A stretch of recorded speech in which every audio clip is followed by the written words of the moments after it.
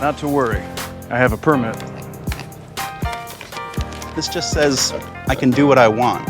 You're wrong! You're all like, that'll never happen. And then we'll get all cool and you'll be all like, whoa! And then we'll be all like, in your face! And then I'll be all like, get back to work! Sounds like a lot of hoopla to make over a little Krabby Patty, right? The story has been censored due to inappropriate. Hello. Hi. How are you, Marissa? I am feeling a little stuffy because of sinus infections. Yay. Woohoo. No. Yeah, no, I really hope that you can feel better. Yeah. Especially by this weekend. Oh, yeah, I will.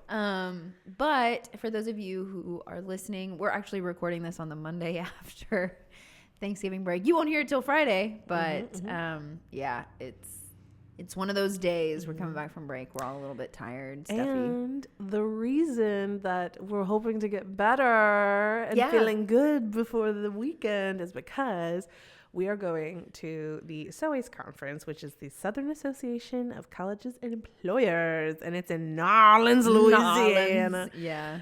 So we'll be traveling that way, and we'll kind of touch on what kind of things are going to bring you podcast-wise from that later on, or do we want to talk about it now? We can talk about it now. Cool. Why not? So for SOACE, we thought, okay, so all of the cool podcasts they bring their podcast with them no matter where they are, whether they're on tour or if they have this or that going on different, states. So we decided to bring our podcast setup with us to the SOACE conference. And we wanted to have a moment to introduce some of our other team members. So each day of the SOACE conference, we are going to do a recap of the conference day with our members, Jeremy, Kendra, and Caitlin. So you guys are going to get to meet other members of our team, and we're so excited to introduce them to you and also kind of share what we are getting as far as information goes, because like I said, this is the Southern Association of Colleges and Employers, and it's basically a big group where employers say, we need X, Y, and Z in your graduates, and showing us what we can do as career centers to kind of help guide you guys in becoming cool employees for them in the future. So having that time to meet with all them and network and all that fun stuff. But Talk to all the people. Yeah. There's a lot of really good breakout sessions. Yeah, I'm excited. I'm actually really excited. I was thinking about that the other day where I was looking through the little list of all the ones that we're going to go to. And I was like, oh man, I'm excited. It's going to be a good trip. So Me too. So we will have 3 short little podcasts with all of our members. It'll be like a little podcast mini series kind of. So call us BBC, because we will be bringing you all of the mini series. all of the news. You'll all but Anyway. it'll be fun, and I don't know when those are going to go out, but just so you guys are understand what we're doing. I'm so sorry. Again, like she said, we just came back from break, so we're I'm in smooth brain door mode. I fell told off you today. Part of our door fell off today. It's been a day. So yeah, bear with us. But that note, the ultimate reason we're here today is to talk about the turnover rates within different generations, because there's a big difference between different generations in general. But when it comes to turnover in the job place, it's like night and day. It is. It really is. We're seeing millennials and Gen Z on one side and Gen X and boomers kind of on the other side of that kind of spectrum. And it's mainly millennials and Gen Z are way more likely to leave a job, whereas Gen X and the boomer generation are more likely to stick around for a long period of time. So just some statistics: 6 in 10 millennials are open to new positions, and then 4 in 10 Gen Z are open to new positions. Typically, at least some of the statistics that I read from the article that we we're kind of looking over, millennials are typically the most likely to pursue better opportunities. And Gen Z is following right behind. Millennials make up most of the workforce currently. So that's why we're seeing we see more articles probably about millennials leaving, but we're now starting to see articles about Gen Z leaving. That makes sense, because I was very surprised by that statistic, because I was like, I would totally, if I had to bet money, I'm not going to bet money, but if I did, I would bet more money on a Gen Z person walking out of a job at the drop of a hat than a millennial. But like you said, small pool so far. Yeah. Well, and I think a lot of it is I read some other articles other than like the ones that we had picked out, just to kind of see the scope of, what people are saying. And it's really interesting because they've been like, a lot of the articles say, well, millennials and Gen Z want people-centered like careers, like businesses to be a part of. And I'm like, well, yeah, they should be people-centered anyway, shouldn't they? Like, shouldn't we be focusing on our people and putting time into our employees rather than just being like, no, you don't get this and you don't get this, and you are here to work, people. Yeah. No. That's so funny.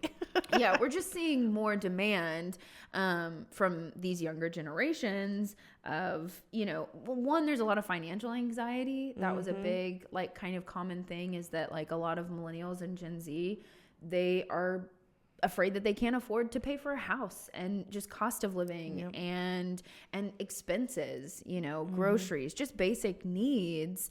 And so that's why you're seeing more of these younger generations moving on to better opportunities, because of course they're going to move on to better opportunities if they don't have the money or whatever it is, right? Then even if it's not for, because in my mind, when I go to turnover, I don't even think about like better opportunities for some reason. My go-to is thinking of like, I'm willing to leave this job at a drop of a hat if you mistreat me. Yeah. Because that, like, even though these younger generations have all of these financial hardships and stressors and things like that, I'm thankful at the end of the day that they know that they are worth more than a job. And a job is just a job, because I think that could play a factor. I'm not a scientist or a researcher, so do not quote me on this, but I feel like it is a lot more common for boomers and Gen X to stay within certain jobs for decades upon decades. Yeah. And we're not seeing that right now. Well, again, the younger generations, they haven't had decades to stay in places. Yeah. But they were like, oh, my boss is mistreating me. That's okay. I need this job so I can pay all my bills and stuff like that. Whereas millennials and Gen Z, I think, are a little more aware that there's more fish in the sea. It's not the end of the world if you need to leave this job for your mental health, or if they're like, just being bad people to you, to other people. So I think that's so interesting. Yeah. I think part of it is like the way that the different generations were raised. I mean, a lot of people talk about how like millennials are the, like, what is it? The trophy, the participation trophy, generation.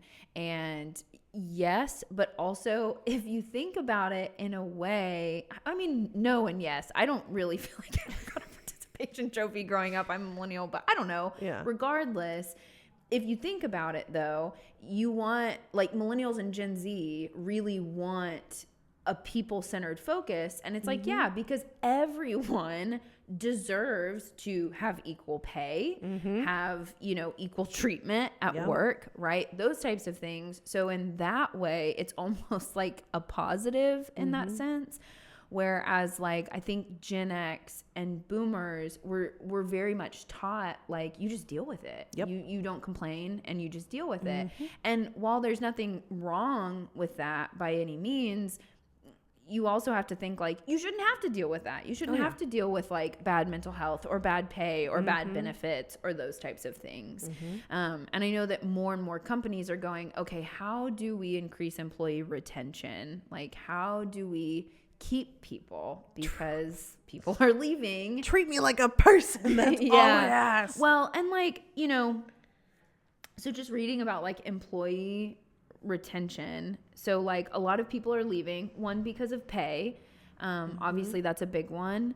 2, detrimental to their mental health. And then 3, just like burnout because of the workload, the pile on, you know, just piling on workloads and, you know, all these different things that you have to do, projects, whatever it is. And so it's difficult, right? To like, how do you help with those things? And so, a lot of people were saying like, well, wealth inequality, how do you solve wealth inequality? And it's like, not all businesses can afford to give their employees a pay raise or whatever it is. And so how do you kind of balance that out? Do you have a flexible work model? So like, can you work from home, or can you do hybrid, or do you have resources to, you know, help educate people with like financial management or time management or whatever it is, or better benefits like time off, those types of things. So and also it just, because like I think that people see the turnover rate be with, you know, younger generations being a bad thing. And I think that it does the whole situation such a disservice if you don't like look at the whole reason as to why. Because why on earth would you want a company full of people who are just miserable? Yeah, no kidding. Mistreated, miserable people like that. I don't understand how in anybody's brain. And like when we're talking about the older generations and how we're considered, you know, like the participation trophy people. But I mean, as soon as you said that, I was just thinking of like how my great grandparents would talk to my grandparents, and it would be like, we don't raise quitters. Yeah. And it's like, okay, like, I don't know. I hope that someday the workforce finds that healthy balance between, no, I'm not a quitter, but I know my worth. Yeah. Well, and I think that there's a difference between leaving because like you genuinely are not happy with where you are or with the pay, and if you're seeking out a better opportunity, like that's exactly what you should be doing, regardless of what generation that you're from. Right. If you are in a position that you're not happy in, especially like one that's just not fulfilling, or one that is just like, I am just day in and day out coming in and I hate this and the pay is terrible and there's not good benefits. There's no light at the end of the tunnel. Like, get out. And it's also like, what if I just don't vibe here? Yeah. And that's, exactly. and I think not to poop on employers, but I think they take it really personal sometimes, having this crazy big turnover rate. And I get it. If you have a bunch of people like turning over all of that at the same time, or positions turning over all at the same time, then maybe do some self-reflection, employer, and kind of figure out why that they're doing that. But if it's just like a random few, then don't be mean to them about it. I've heard so many horror stories about people just being like, nah, this isn't my vibe anymore, so I found a different job. And then they're like, well, you know, our friend Carly comes to mind. And I hate it. I hate that they take it so personally. But I get it, especially if you're a small business owner. Like, right, you need that. You need those people on your team, and you work, you know, on a smaller scale. But don't take it too personal, especially if they're young. They're figuring things out. Well, yeah, absolutely. And even if they're 60, maybe they're figuring things out. You don't know their life. 16. Yeah. Well, and like, I don't know. I just feel like there's a difference between leaving a company because you are not feeling like valued and going, okay, I'm putting in my 2 weeks. I'm done. I'm out. Like, I found a better opportunity. And then just like completely burning the entire house as you go. Right. You know, throwing the match as you leave. You have to be careful, I think, a little bit too, in the way that you quit. And I get it. Like, you give a lot of time and you give a lot of effort to a company, and sometimes you don't want to be the bigger person and, you know, put in a formal 2 weeks notice and those types of things. I totally understand that side of it as well. But also be careful where you're burning bridges. Oh, yeah. Because it could definitely hinder you in the future, especially when you're like in the workforce, you know, student jobs and, you know, small, like, you know, when you're 16 and you're young and those types of things, like you're going to hop from job to job anyway, because that's just kind of the name of the game. But when you get into the workforce Yeah. and you are, only staying at a company for 2 years or whatever, that's okay too. It's just, Just make sure you're living on good terms. Yeah. Keep some of those connections. Because really, it's really important. And we'll talk about networking some podcast episode, I'm sure. I'm sure. But everyone that you work with is a part of your network. Yes. Like, even if you don't work with them directly all the time, I can't tell you how many people would be like, oh, I used to work with this person. Maybe they know this thing. And I'll reach out and I'll be like, hey, haven't heard from me in like a decade, but I have a question. Can you help me out? And then it's a huge benefit to make sure that you are not burning those bridges, but, take care of yourself first and foremost. Yeah. That's what matters most. Ultimately, you need to make sure that you're doing what is best for you, whatever that looks like, period. Yeah. So, I just, it's just interesting because them saying, well, it's employee centered. Yeah, it should be employee centered. That's what makes up your company. That's why your company runs. Yeah. Is because of your employees. And so thinking of, companies, I think are starting, at least I'm hoping, are starting to go, okay, how do we increase this retention? What do we need to be doing better? And if we can't offer better salaries, what are we doing in exchange for those things? Because I know that, like, just in some of the articles that I read, that a lot of millennials and Gen Z that are in the workforce are like, well, if the pay isn't great, if I have good benefits, if I have good time off, if I have, a flexible schedule where I can work from home or whatever it is, they're way more likely to stick around longer. Oh, yeah. 1,000%. Yeah. That's all I got. I don't know. What generation came before boomers?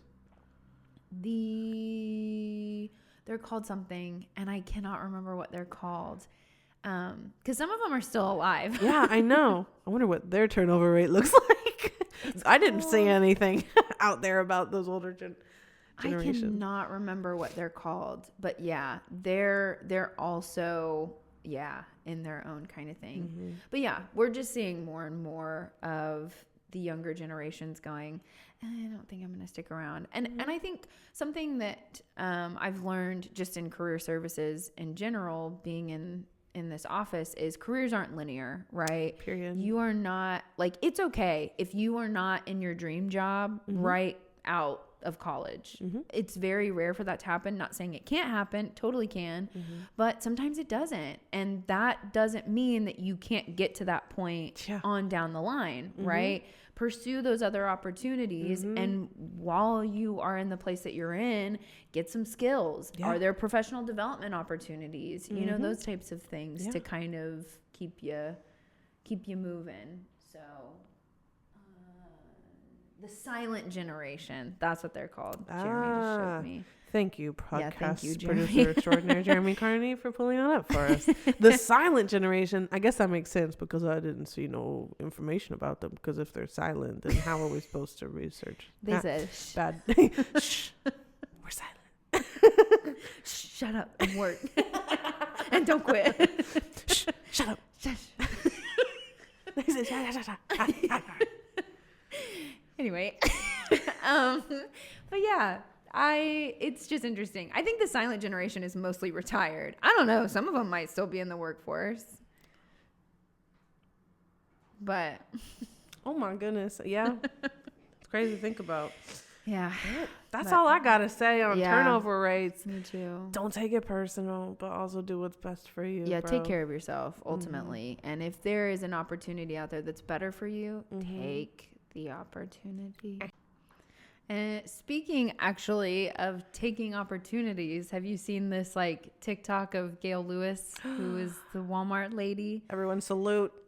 Yeah. Gail Lewis. Signing off. She was at Walmart for 10 years. 10 years. Yep. And she pursued other opportunities. So you can be at a company for a long time and then go, you know what? This ain't working. Period. I got to do something better. This is Gail Lewis signing off. This is Gail Lewis signing off. And also, you can just tell that like she's had such an impact in that company. I know. Gosh. That's awesome. Yeah. So try to be the best Gail Lewis you can be today, guys. Yeah. Well, this is Lindy and Marissa Signing off. Bye.